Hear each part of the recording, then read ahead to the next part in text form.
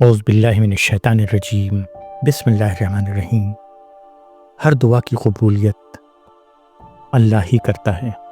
اللہ سے آپ جب بھی دعائیں کریں تو دعاؤں کی قبولیت کے لیے دعا کے شروع میں اور دعا کے اختتام کے وقت ان قرآنی آیات کو پڑھا کریں۔ یہ دعا کی قبولیت کے لیے ابراہیم علیہ السلام نے اور اسماعیل علیہ السلام نے اس وقت پڑھا تھا جب وہ کعبہ کی دیوار کو بنا رہے تھے۔ یہ بہت ہی مقبول، مؤثر اور مسنون دعا ہمیں سورہ بقرہ میں ملتی ہے۔ بسم اللہ الرحمن الرحیم۔ ربنا تقبل منا انک انت السمیع العلیم۔ ربنا تقبل منا انک انت السمیع العلیم۔ اس آیت کا ترجمہ ہے کہ اے ہمارے رب، ہم سے یہ عمل قبول فرما، بے شک تو ہی سب کچھ سننے والا، سب کچھ جاننے والا ہے۔ یہ دعا حضرت ابراہیم علیہ السلام اور حضرت اسماعیل علیہ السلام نے خانہ کعبہ کی تعمیر مکمل کرنے کے بعد مانگی تھی، جن میں اللہ تعالیٰ سے اپنے نیک عمل کی قبولیت کی التجا کی گئی تھی۔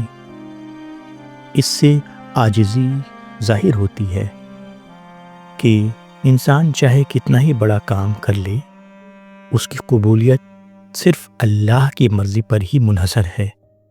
اس دعا کا دوسرا ٹکڑا اگلی آیت میں دیا ہوا ہے، وَتُبْ عَلَيْنَا إِنَّكَ أَنْتَ التَّوَّابُ الرَّحِيمُ۔ وَتُبْ عَلَيْنَا إِنَّكَ أَنْتَ التَّوَّابُ الرَّحِيمُ۔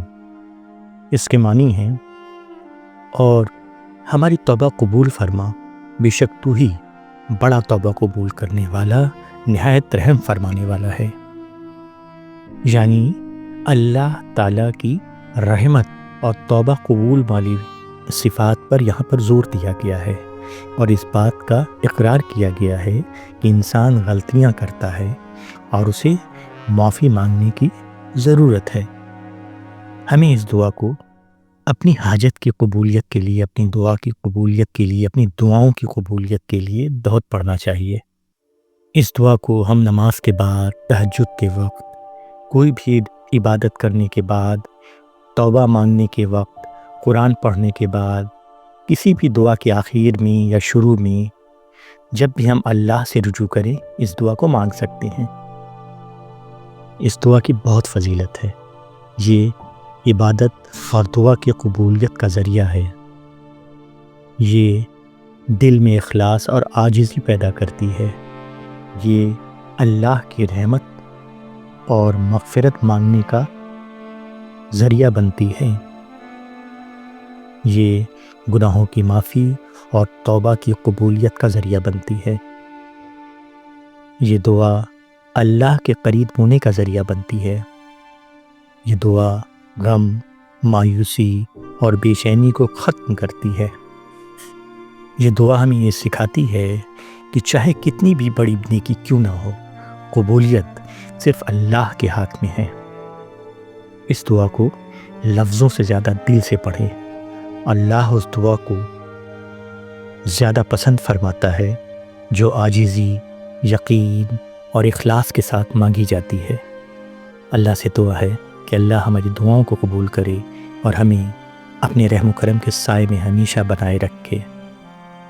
ربنا تقبل منا انک انت السمیع العلیم وتب علینا انک انت التواب الرحیم۔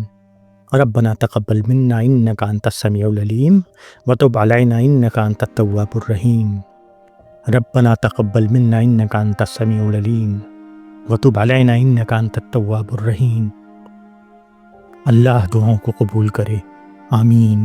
السلام علیکم ورحمۃ اللہ وبرکاتہ۔